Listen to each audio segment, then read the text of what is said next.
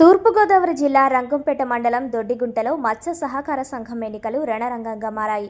గత కొద్ది రోజులుగా ఓటర్ల అపహరణ, పరస్పర ఆరోపణలతో ఉత్కంఠ రేపిన ఈ ఎన్నికల ఫలితాలు ఎట్టకేలకు వెలువడ్డాయి. నువ్వా నేనా అన్నట్టు సాగిన ఈ పోరులో కూటమి సానుభూతిపరుడు గుత్తుల రాంబాబు వర్గం స్పష్టమైన విజయాన్ని అందుకుంది. మొత్తం 214 మంది ఓటర్లు ఉన్న ఈ సంఘంలో పోలింగ్ కేంద్రం వద్ద పోలీసులు భారీ భద్రత ఏర్పాటు చేశారు.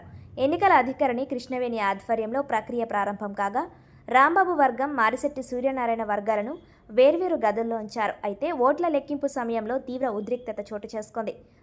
అర్హులైన వారిని కాకుండా ఇతరులను అనుమతించారని ఆరోపిస్తూ మాజీ ఎమ్మెల్యే సూర్యనారాయణ వర్గం ఎన్నికల అధికారులతో వాగ్వాదానికి దిగింది. నిరసనగా సుమారు 98 మంది ఓటర్లు ఎన్నికలను బహిష్కరించి బయటకు వచ్చారు. అయినప్పటికీ నిబంధనల ప్రకారమే ఎన్నికలు నిర్వహిస్తున్నామని అధికారులు స్పష్టం చేశారు. మిగిలిన 116 మంది ఓటర్లు రాంబాబు వర్గానికి మద్దతు తెలపడంతో గుత్తుల రాంబాబుతో పాటు మరో 8 మంది డైరెక్టర్లు విజయం సాధించినట్లు ప్రకటించారు. విజయం సాధించిన రాంబాబును అనపర్తి ఎమ్మెల్యే నల్లమిల్లి రామకృష్ణారెడ్డి ఘనంగా సత్కరించారు. ప్రత్యర్థులు ఎన్ని అడ్డంకులు సృష్టించినా, ఓటర్లను భయపెట్టినా ధర్మమే గెలిచిందని ఆయన వ్యాఖ్యానించారు.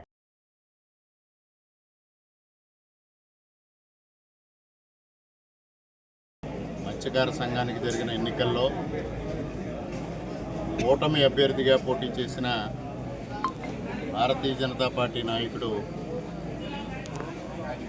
రాంబాబు గారు, గుత్తుల రాంబాబు గారు ప్యానల్ ఘన విజయం సాధించడం జరిగింది. ముఖ్యంగా ఈ సహకార సంఘంలో 274 ఓట్లు గతంలో నమోదై ఉన్నాయి. ఈ 274 ఓట్లలో ఈరోజు కూటమికి ఉన్న ఓట్లు 40 నుంచి 50 మాత్రమే కూటమి సానుభూతి పరులు. మిగిలిన ఓట్లన్నీ వైఎస్ఆర్సీపీ సానుభూతి పరులే. గత 40-50 సంవత్సరాలుగా ఈ మత్స్యకార సంఘం గతంలో కాంగ్రెస్ పార్టీ, తర్వాత వైఎస్ఆర్సీపీ అధీనంలోనే ఉంది తప్పించి ఎప్పుడూ కూటమికి కానీ తెలుగుదేశం పార్టీకి కానీ ఇక్కడ గెలిచిన పరిస్థితి లేదు. అటువంటిది ఈరోజు లేని విషయాన్ని పెద్దదిగా చేసి చూపించి ఇక్కడ ఓటర్లను కిడ్నాప్ చేయడం ద్వారా అక్రమాలకు పాల్పడడం, దాన్ని పక్కదారి పట్టించడం కోసం పోలీసులపైన తిరగబడడం, అధికారులను బెదిరించడం, ప్రజలను బెదిరించడం, ఓటర్లను బెదిరించడం, ఇటువంటి అక్రమాలకు అన్నిటికీ తెరతీసిన వైఎస్ఆర్సీపీ నాయకులు ఇవాళ ప్రజాస్వామ్యయుతంగా ఎన్నికలు జరిగితే ప్రజాస్వామ్యం కూని అయిందని మాట్లాడుతూ ఉన్నారు.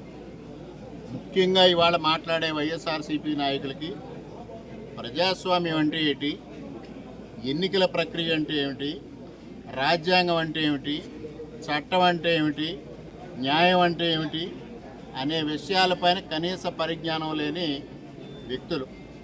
ముఖ్యంగా ఎక్కడైనా ఎన్నికల విషయంలోకి వస్తే ప్రతి ఒక్కరూ గమనించాల్సింది, ఎక్కడైనా ఒక పోలింగ్ బూత్లో అక్రమాలు జరిగి కానీ లేదంటే రిగ్గింగ్కి పాల్పడి కానీ దాన్ని రద్దు చేసి మరలా రీపోలింగ్ నిర్వహిస్తే మొత్తం ఓట్లకి నిర్వహిస్తారా, లేకపోతే ముందు రోజు వచ్చిన ఓట్లు మాత్రమే నిర్వహిస్తారనే విషయాన్ని గ్రహించాలి.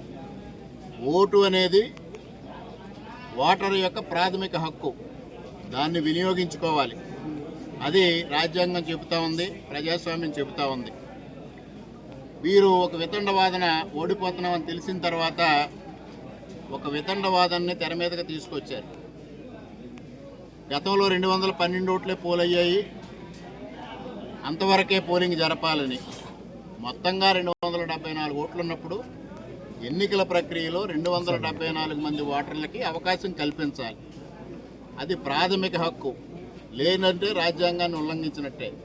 అందుకోసం అధికారులు ఆ విధంగా కల్పిస్తే ఆడలేక మధ్యలో ఓడన్నట్టు 20 ఓట్ల వ్యత్యాసంతో కూటమి అభ్యర్థి ఘన విజయం సాధించేటప్పటికీ మేము ఎన్నికల ప్రక్రియ నుంచి బయటికి వెళుతున్నామని, బయటికి వెళ్ళిపోయి ఇవాళ ప్రజాస్వామ్యం కూని అయిందని, ఎన్నికల కమిషన్ డౌన్ అని కొంతమంది స్లోగన్స్ ఇచ్చారు. ఇక్కడే వాళ్ళ అజ్ఞానం అర్థమవుతోంది. ఇది ఎన్నికల కమిషన్కి సంబంధించిన ఎన్నిక కాదు. ఎవరైతే మత్స్యకార సహకార సంఘాలకు కానీ సహకార సంఘాలకు కానీ ఆయా పరిధిలోనే ఎన్నికలు జరుగుతాయి.